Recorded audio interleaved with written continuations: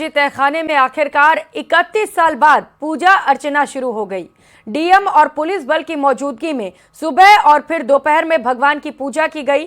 लेकिन इस पूजा के विरोध में मुस्लिम पक्ष सुप्रीम कोर्ट से लेकर हाई कोर्ट तक दरवाजा खटखटा रहा है और विरोध उस फैसले का किया जा रहा है जिसमें वाराणसी कोर्ट ने हिंदू पक्ष को पूजा करने की इजाजत दी। इस रिपोर्ट में देखिए।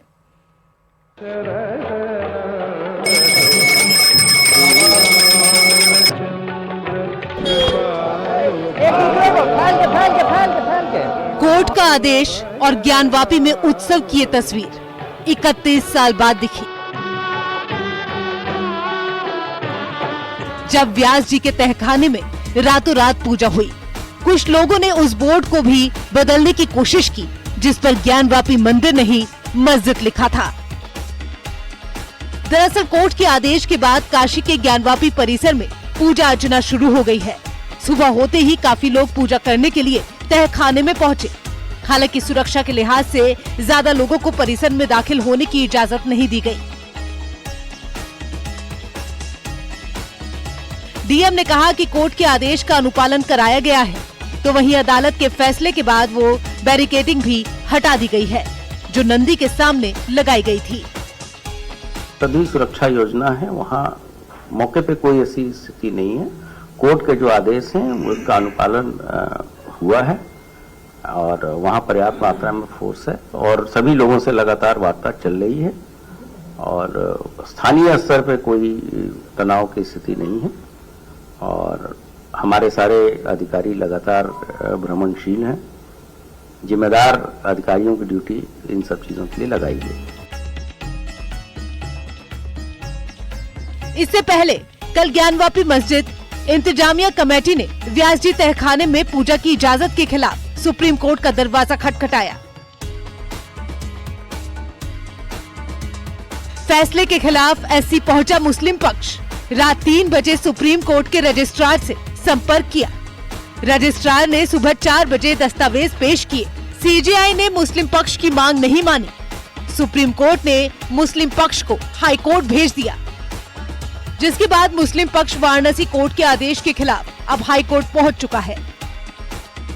भैया कोर्ट के आदेश की बात हम मानने से कहाँ इनकार कर रहे हैं। हाँ।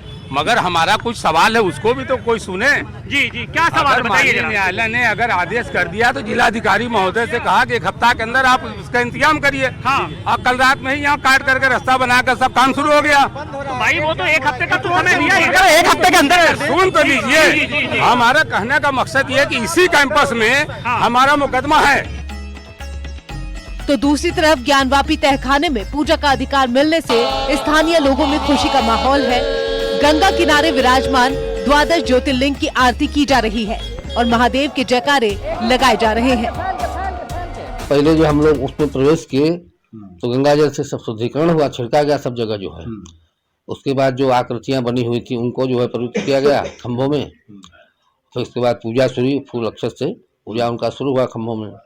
फिर जो आकृतियां वहाँ थी क्षतिग्रस्त जो है कि जो है वहाँ पर, जैसे कि मगरमच्छ की मूर्ति है और जो है समझ लीजिए कि कुछ क्षतिग्रस्त मूर्तियाँ हैं शंकर जी की, उन सबों का पूजन वहाँ शुरू हुआ। तो हुआ तो पूजन शुरू हुआ स्वाति वचन से, समझ लीजिए। बहुत ही अच्छा है, हम लोगों के लिए बहुत उत्साह का विषय है।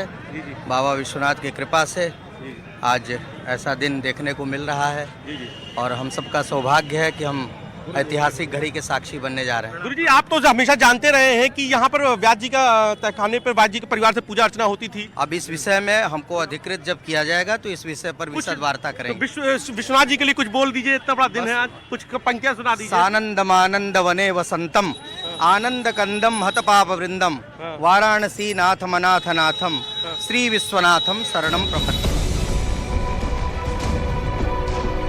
दरअसल ज्ञानवापी का विवाद 355 साल से चल रहा है। हिंदू पक्ष का दावा है कि ज्ञानवापी मंदिर को 1969 में ध्वस्त किया गया, फिर मंदिर के पिलर और ढांचे पर मस्जिद बनाई गई। इसी मामले में 33 साल से मुकदमेबाजी भी चल रही है और एएसआई सर्वे रिपोर्ट के बाद वो तस्वीर भी साफ हो गई, जिसका इंतजार शिव भक्त कई वर्षों से कर रहे थे।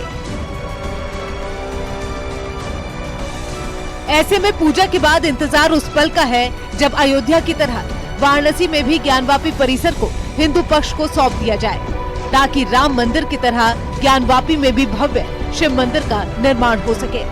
Bureau report, news 18।